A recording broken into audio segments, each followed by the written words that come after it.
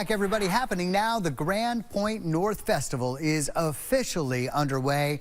This is a live look from Skywatch 3 at the Echo Leahy Center. You can see the tents set up there on the waterfront. Lots of people as well as they kick off opening night. And honestly, great weather for it. Yeah. Great music, too, it sounds like. Claire Jones is there now. The gates opened just about 4 o'clock this afternoon. It's been a couple hours.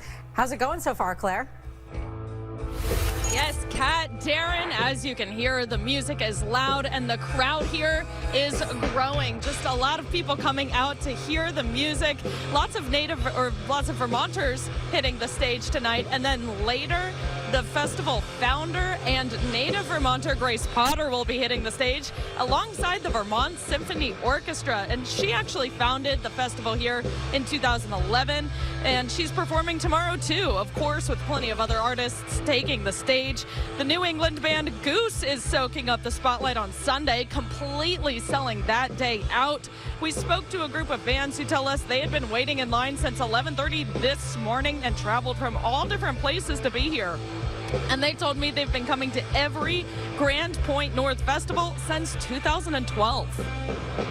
It tops it every single year, right? Every single year, it's something different. It's never the same. It's always, changes up the band members, and then, bringing the orchestra in this year is something like. And to be honest, I didn't know how much I was going to like it, and I'm so excited to see it tonight after seeing just the sound check. I can't even tell you. It was amazing. The sound is amazing.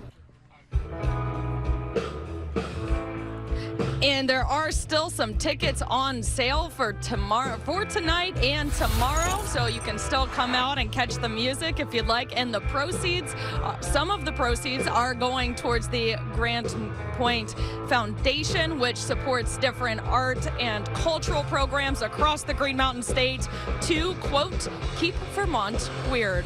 Live in Burlington, Claire Jones, Channel 3 News. Claire, I just love that. Thank you very much. Vermont's Grace Potter has been rocking the stage in the Green Mountains and touring nationally now for decades. She released a new album, sang at the Kentucky Derby, performed with Kenny Chesney at the Sphere in Vegas, and Chris Stapleton at Madison Square Garden. That's it. That's it. She's busy. And tonight she kicks off, as we said, her Grand Point North Festival on the waterfront. Channel 3's Eichmann David spent the afternoon with Potter ahead of the two-night festival. In his exclusive and candid interview, she talks about everything from success to her struggles. Little slice of heaven here for you. I know, isn't it nice? The Mad River Valley has always been home for Grace Potter. Being here, does it keep you grounded? Oh, absolutely, especially this field. And she's back here now. She spends half the year in California. We joined Potter at her home and home studio just before Grand Point North, the music and arts festival she hosts and headlines in Burlington. We have repurposed all of the old materials from former Grand Point Norths, and we're turning them into this kind of architectural destination point for the festival site. I would say, ooh, la, la, la, la, la, la. When the rock star is not tearing up the stage with a guitar in hand, she's holding a paintbrush instead. Like I'm not this like diva goddess that maybe I've been presented as, and that I love rolling up my sleeves and getting my hands dirty and getting the paint under my fingernails. I think there's just something about the Vermonter in me that feels like I can't just hire someone to do this. That's silly. It's a family affair. You taught me how, Sparky. Her dad, Sparky Potter, a well-known sign maker in the area, eager to help out. The fact that we have this afternoon to ourselves of just poking around and putting colors on stuff and trying to figure out if the proof of concept is working. A proud dad who has always believed in his daughter. Sometimes you can't get around what's inside you, and she's one of those people. She just explodes with joy and with sort of creativity. Okay, How's that go? Well, I am 16, going on 17. I know that I'm naive. A favorite from her childhood. They tell me I'm sweet, and willingly I believe. As the paint sets in, so does the reality that the festival is drawing near. A festival that started with music and grew into an entire arts festival. But the festival is the work of my life, and it's about showing Vermonters not only what amazing stuff is already sitting in their backyard, but sharing Vermont in a way that allows people from out of state to see that we have a thriving culture. Potter's Festival needed to pause for 4 years due to the pandemic and funding. She calls it a low point in her life. It was my goal to just like bring this dream home, and I knew that I'd be boots on the ground and I could do it. Not just like showing up and drifting in from tour. Like, oh, sorry, I was just with the Stones. Now I'm back in Vermont for a quick sec. Hi. Like, but rather to really get and sink my teeth into the lineup and into all the logistics behind the festival. Music is still at the festival's core, and so is raising money.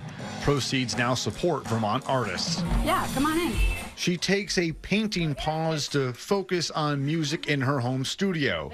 She admits her sound is entering a new phase. I used to sing about having stuff to sing about, but I didn't actually have anything to sing about. But now I have all this life under my belt, and it just feels so deeply satisfying to feel like I can throw this out there and not be shy about it. She takes a seat next to her husband and producer Eric Valentine to preview a documentary she produced featuring her music. Let's just take it all the way to the end. The two say they push each other to be more creative, working on the same goals in and out of the studio. Well, you know, we've managed to maintain, I think, still a healthy, creative working relationship, which can be really hard once, you know, you're married and you have kids and you're a family, and because creative relationships, probably, you know, the most important thing for me to do in our relationship is to be able to be honest and say when something needs to be better than it is. Potter's always known what her artistic life would look like, but what many may not know is that the visionary artist is legally blind. But it's not degenerative, it's just never been good. I just can't see things. How does being legally blind, how does that impact you on stage? And I think it's actually really fed my live performance over the years and allowed me to feel the audience almost instantaneously. Like when you walk on stage, you can kind of feel the fire of the night or the mellowness of the night or the somber spirit of the night. You have to understand and honor that if you're going to really connect with the audience. We end the day with the rock star reflecting on making it big out of a small town. How does that influence you? I've never changed who I was. Even in all of the iterations of my career, my band, all the things I've done on TV and stuff like that, like I'm just a Vermont girl, and I love working hard and earning the thing that I do. It will all be on display this weekend. Yet another dream come true for this Vermont artist. Every day that I get to make music for a living, I still can't believe I get to do this. In the Mad River Valley, Ike Ben David, Channel 3 News.